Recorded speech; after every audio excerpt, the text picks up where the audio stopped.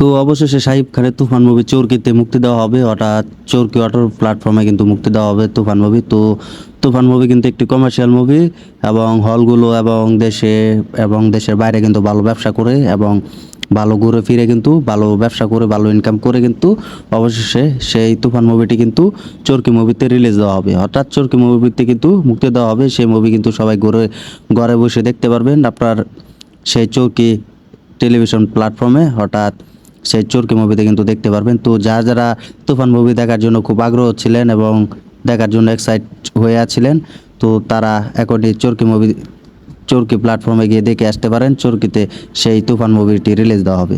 তো শাহিব খানের সেই তুফান মুভি কিন্তু একটি কমার্শিয়াল মুভি, সেটি কিন্তু দেখার জন্য সবাই কিন্তু খুব এক্সাইট হয়ে আছে এবং দেখার জন্য খুব আগ্রহ ছিল। তো অবশেষে সেই চরকি টেলিভিশনে কিন্তু সেই শাহিব খানের তুফান মুভিটি কিন্তু রিলিজ দেওয়া হবে। তো এটা দেখে খুব ভালো লাগলো যে চরকি টেলিভিশন প্ল্যাটফর্মে কিন্তু শাহিব খানের এই তুফান মুভিটি রিলিজ দেওয়া হবে।